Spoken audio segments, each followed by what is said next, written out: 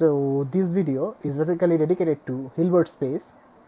It is an important topic in mathematical physics as well as quantum mechanics, cause in quantum mechanics the Kate and Brahe spaces are also a Hilbert space. So here in this video we are going to learn about literally everything about the Hilbert space, starting from the Kate Brahe spaces to everything and the application of Hilbert spaces with two examples. So in this video our index shows that first we are going to learn about introduction, the definition about Hilbert space, and some preliminary topics including Euclidean spaces. Then history, pre-Hilbert era, history about pre-Hilbert era, and David Hilbert and how he developed the Hilbert space. Next, here we are going to learn about the Kate Brahe and inner product spaces, and for this first we are going to discuss about an experiment designed by Stern and Gerlach in quantum mechanics. So first here we are going to learn about the Stern-Gerlach experiment, then the properties of Kate space, the Brahe space and inner product space.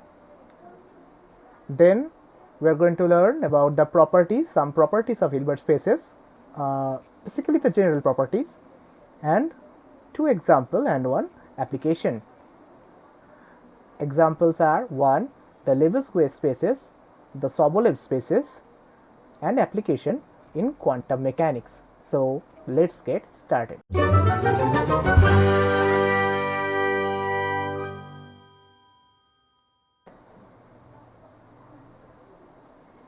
So first, the introduction. Definition. A Hilbert space H is a real or complex inner product space that is also a complex metric space with respect to the distance function induced by the inner product. The mathematical concept of Hilbert space, named after David Hilbert, who studied the Euclidean space with any finite or infinite numbers of dimensions. A Hilbert space is an abstract vector space possessing the structure of an inner product.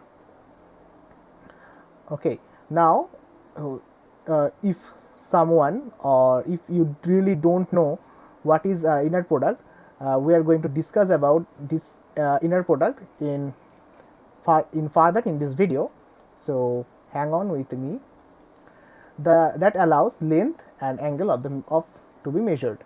Then Euclidean space. The most common example of Hilbert space is the Euclidean space with three-dimensional vectors and equipped with the dot product. Okay, so here this is a three-dimensional space, the z-axis, the y-axis and the x-axis,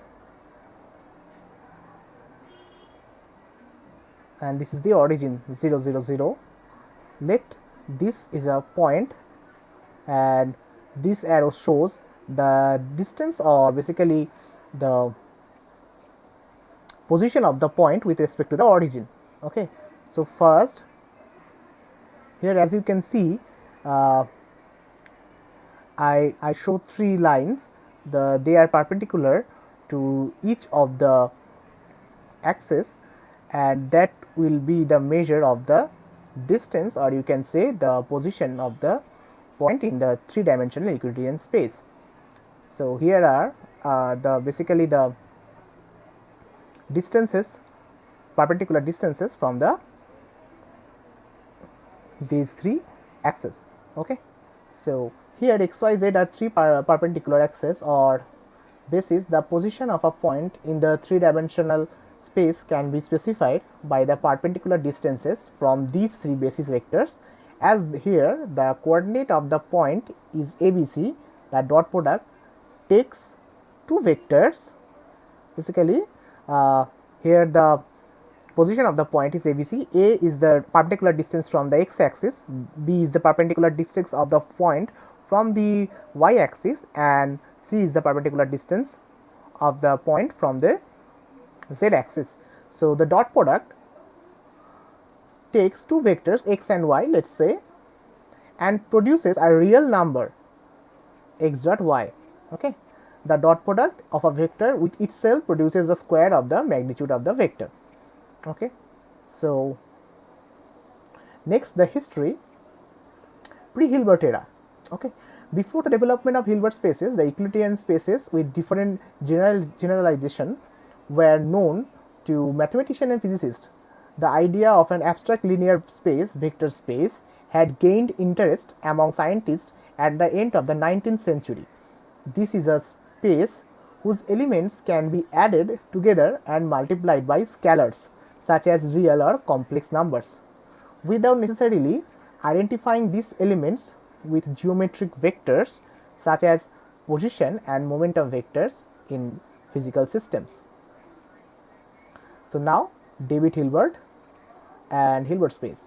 In the first decade of the 20th century, David Hilbert and Art Schmidt first introduced the idea of Hilbert space during the study of integral equations that two square integrable real valued functions f and g on an interval ab have an inner product which is represented by this fg within these brackets, basically equal to the integration from a to b fx gx dx.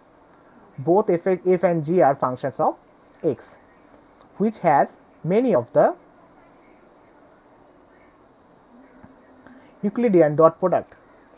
Schmidt exploited the similarity of this inner product with the usual dot product to prove an analog to the spectral decomposition for an operator of the form fx is equal to a to b kxy fy dy, where k is a continuous function symmetric in x and y. The resulting eigenfunction expansion expresses the function k as a series of the form kxy. Here you can see this is a summation sign, the summation over lambda n phi n, which is a function of x, and phi n, which is a function of y. Okay, where the phi n are orthogonal in the sense that phi n, the inner product of phi n and phi m is equal to 0. Okay, the inner product is basically represented by these two vectors, basically two states in this kind of vector is equal to 0 for all n not equal to m. The individual terms in this series are sometimes referred to as elementary product solutions. The second development by Henry Lebesgue, the Lebesgue integrals, which is we are going to learn further in this lecture, and after that various developments are made by various scientists. John von Neumann, well-known scientist, basically coined the term abstract Hilbert space in his work on unbounded Hermitian operators, and after that the name Hilbert space was soon adopted by others. For example, by Hermann Weyl, in his book on quantum mechanics and the theory of groups, used this term Hilbert space. Okay, so next we are going to learn about the Kate space. So Stern-Gerlach, first in this section we are going to learn about the Stern-Gerlach experiment, or basically pretty much discuss about this particular experiment. It is a very important experiment in quantum mechanics. The Stern-Gerlach experiment demonstrated that the spatial orientation of angular momentum is quantized. Thus, an atomic scale system was shown to have intrinsically quantum properties. In the original experiment, silver atoms were sent through a spatially varying magnetic field which deflected them before they struck a detector screen, such as a glass slide. Particles with non-zero magnetic moment are deflected due to the magnetic field gradient from a straight path. The screen reveals discrete points of accumulation rather than a continuous distribution, owing to their quantized spin. Historically, this experiment was decisive in convincing physicists of the reality of angular momentum quantization in all atomic scale systems. So, here as you can see, this is a silver atom source these are two slits which are required to take the silver atom source in a particular direction towards the magnetic field. Here N and S are two magnets, and as you can see, the magnetic field is in from this direction to this direction, and as you can see, the north side of the magnet is basically a wedge shaped. Okay, it makes the magnetic field not uniform in this section. So that is the reason why the atoms with a particular magnetic moment deflects towards a particular direction, and this is the screen or the photographic plate, okay, where the atoms are being accumulated. Okay, so here this is a ray, the atom, and as you can see, it divides into two parts. This shows the intensity. Okay, so why this happens? This is due to the quantization of the angular momentum of the particles, basically the electrons. As you can see, this is an electron with down spin. So let's take the electron as a magnet with south pole towards this direction and north pole towards this direction. In the arrow direction, let's take this is the north pole. So if we throw the particle, or if the particle goes through this wedge shaped inhomogeneous magnetic field, what will happen? As you can see, it will go here, and as this is a north pole and this is south pole, so it will definitely going to attract it, and that's why the particle or the electron goes to this particular direction. Next, take another particle with a different spin orientation. So what will going to happen with this particle? So this electron will goes in the opposite direction of the previous particle here, as you can see. So the Stern-Gerlach experiment involves sending a beam of silver atoms through an inhomogeneous magnetic field and observing their deflection. The result shows the particles possess an intrinsic angular momentum that is closely analogous to the angular momentum of a classical spinning object, but that takes only certain quantized values. Another important result is that only one component of the particle's spin can be measured at one time, meaning that the measurement of the spin along the z axis destroys information about a particle's spin along the x and y axis. Thus, if the electrons are made to pass through an inhomogeneous field along x direction, then we get again the same picture, and basically this time they are also going to divide into two parts. Okay, the electrons are spin half particles having two different values. The spin half, which is plus h cat by 2, and the spin down, which is minus h cat by 2.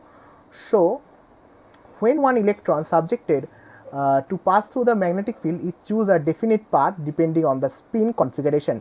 So in this, so here the spin orientations are along the z direction, the sz direction, and so that's why I shows the spin half means the spin is along to the positive z direction, and the spin down means the negative z direction, and that's why when it I can really assume it as a magnet having north pole and south pole in different direction. For in case of upspin in positive z direction, I can assume the electron as a magnet having the north pole in upside and down south pole in the downside, and in the next case, in the downspin configuration, I can use it in the basically the opposite of the previous one.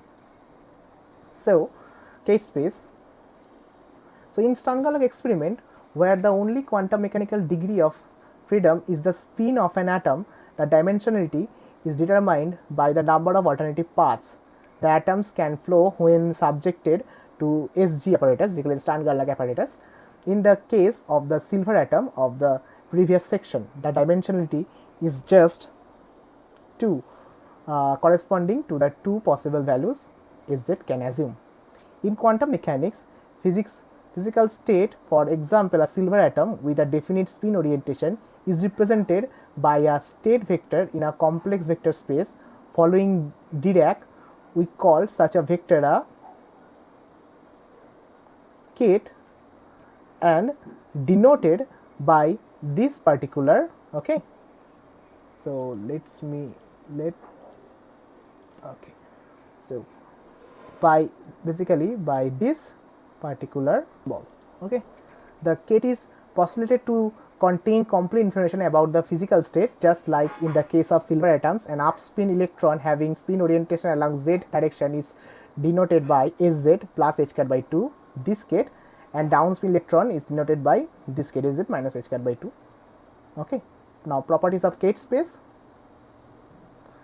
Two kates can added alpha plus beta equal to gamma. Multiplication of a kate with any complex number will be another kate, C alpha is equal to alpha C. So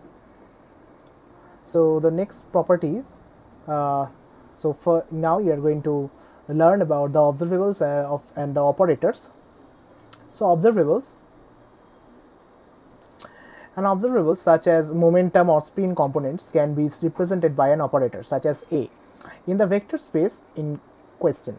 An operator acts on a kate from the left, A alpha, like this, which is yet another kate, okay. Operator A applies on it, we get A alpha, which is yet another kate. In general, A alpha is not constant times alpha. A is not a constant, it is basically an operator, okay. However, there are particular kates of importance known as eigenkates of an operator, okay, denoted by this particular A double prime, A triple prime, and etc. With properly A acting on A prime, we get A prime and the same kate, and A acting on A double prime kate A double prime, we get A double prime, and here will be a double prime kate. So where A double prime, A triple prime, these are the eigenvalues of the operator with this corresponding eigenkate, and these are just numbers. Applying A to an eigenkate just produce a number multiplied with the same kate. This is A prime multiplied with the same kate, A prime. The set of numbers A prime, A double prime, A prime, A double prime, A triple prime, more compactly denoted by this A prime in a second bracket. This shows the complete set of these eigenvalues. It's called as eigenvalue of the operator A. The physical state corresponding to an eigenkate is called an eigenstate. In the simplest case, the spin half system, the eigenvalue eigenkate relation is expressed as like this: Sz, this is the operator, okay, and Sz plus h cat, as I told you earlier, that this shows the spin state, basically a spin state along z direction in the positive z direction, and this the Sz operator acting on this particular kate gives us eigenvalue h cat by 2 and the same kate, okay. As remarked earlier, that the dimensionality of the vector space is determined by the number of alternatives in Stern-Gerlach type experiments. More formally, we are concerned with an n-dimensional vector space spanned by n eigenkates of observable A. Any arbitrary kate alpha can be written as, okay, this is the kate alpha, can be written as summation over C A prime kate A prime. C A prime are constant and A prime basically eigenkates, the basically a Hilbert space spanned by the eigenkates of the observable A. I am going to discuss about this in detail further in this lecture. So for now, the any kate can be represented by this, while C A prime with A prime, A double prime up to A to the A n, if it's n dimensional space, where C A prime is a complex coefficient, okay. So now Bra space, inner product space. So Bra space, the vector space we have been dealing with is a kate space. Now let's introduce the notion of a bra space. A vector space dual to the Kate space, there exists a bra denoted by this, just the, what can I say, the inverse symbols of the Kate space corresponding to every Kate space, okay, this alpha, Kate alpha. There exists a bra denoted by bra alpha corresponding to every Kate space, Kate alpha.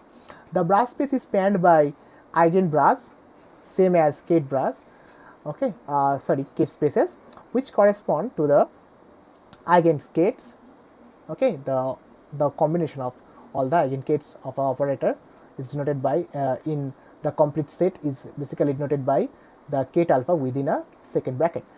There is a 1-to-1 correspondence between a Kate space and a bra space.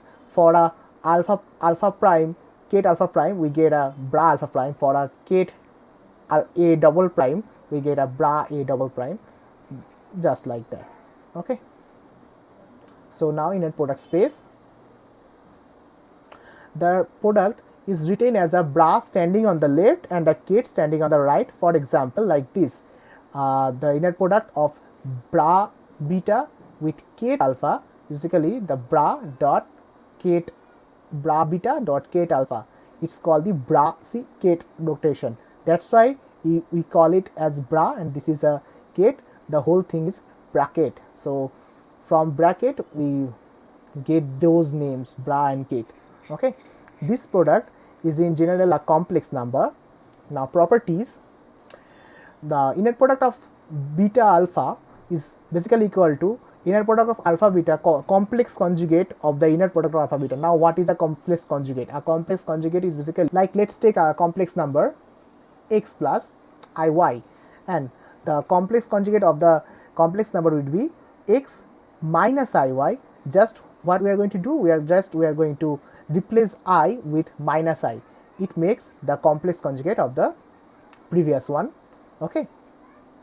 So like this, the beta inner product of beta alpha is basically equal to complex conjugate of the inner product of alpha beta, and inner product of alpha with itself gets is basically is equal to 0 or greater than 0 is called a metric, okay. Similarities and difference with dot product. The dot product of a vector with itself gives the square of the magnitude of the vector, and so as the inner product, okay. So basically the inner product of alpha is basically equal to alpha dot alpha, but as we know, alpha dot beta is equal to beta dot alpha, which does not happen in the case of inner product of two different Kate and bra. As we know, the inner product of alpha beta is basically equal to the complex conjugate of the inner product of beta alpha, which means the are complex conjugate to each other, and the square root of the inner product of alpha, basically the square root of inner product of alpha, is called the norm of the vector, okay. Now the properties of Hilbert space, general properties. Let denote the Hilbert space by this symbol H, okay. 1. Elements member F, G or H of H are subjected to two operations, addition and multiplication, by a scalar, here k, k1, k2.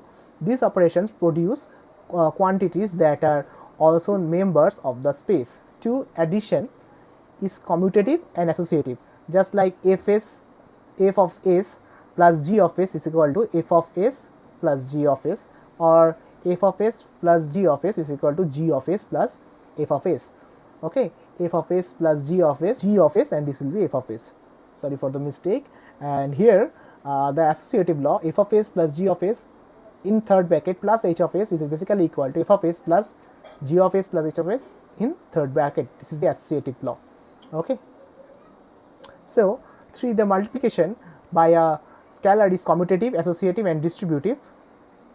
K applying on f of s, we get f of s applying on k, same k applied on third bracket of f of s plus g of s equal to k f of s plus k into g of s, the distributive law. K1 plus k2 into f of s is equal to k1 f of s plus k2 f of s, and k1 is applied on k2 f of s, we get k1 k2 applied on f of s. Now 4.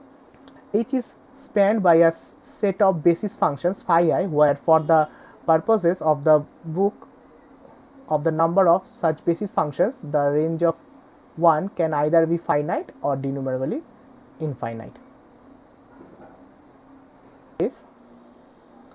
JL properties.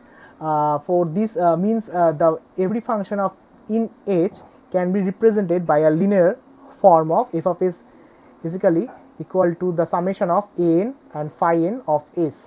Okay, this property is also known as completeness. It requires that the basis function be linearly independent so that each function in the space will be unique linear combination of the basis. Now, what is mean by the linearly independent space? Now, in three-dimensional Euclidean space, the unit vector along the z direction, the k vector, we cannot represent k vector with two other vectors. Last, like we cannot represent I vector with j and k vectors. Okay, j vector is the unit vector along y axis, and k vector is unit vector along z axis, and I vector is unit vector along x axis. So I could not able to represent any of these orthogonal vectors by other two vectors. Okay, they are called independent. Okay. 5. For all functions f of s and g of s in H, there exists a scalar product denoted by this I told you earlier, the inner product of f of g, which evaluates to a finite real or complex numerical value, so that does not contain s, and which has the properties that the inner product of f is critically equal to greater than equal to 0, with equality holding only if f is identically 0. The quantity, the square root of the inner product of f is called the norm of f and is written by like this. Okay, JL properties. Okay, so if the inner product of f is critically equal to greater than 0, with equality holding only if f is identically 0, the quantity f of the inner product of f is to the square root of the inner product of f called the norm of f and is written by f like this. And the inner product of g of f, basically the complex conjugate of the inner product of g and f, is basically equal to inner product of f and g, as I told you earlier. And the inner product of f with g plus h is basically equal to inner product of f with g plus inner product of f with h, and inner product of f with kg, k into g, is basically equal to k into inner product of f with g. Consequences of these properties are that f of inner product of with k1 g plus k2h is equal to k1 inner product of a of g, f with g, and plus k2 and with into inner product of a with h. But k inner product of k into f with g is basically equal to the complex conjugate of k into inner product of f and g, and k1 f inner product of k1 f plus k2g with h is basically equal to the complex conjugate of k1 with the inner product of f and h, and the inner complex conjugate of k2 into inner product of g and h. Okay, so now examples. The Lebesgue spaces. In mathematics, the LP spaces, basically the Lebesgue spaces, are denoted by like this, are function spaces defined using a natural generalization of the P norm for finite dimensional vector spaces. They are sometimes called Lebesgue spaces, named after Henry Lebesgue. LP spaces form an important class of Banach spaces in functional analysis and of topological vector spaces because of their key role in the mathematical analysis of measure and probability spaces. Lebesgue spaces are used also in the theoretical discussion of problems in physics, statistics, finance, engineering, and other disciplines. Okay. Now, the Sobolev spaces. In mathematics, a Sobolev space is a vector space of functions equipped with a norm that is continuous combination of LP means the Lebesgue spaces norms of the function together with its derivatives up to a given order.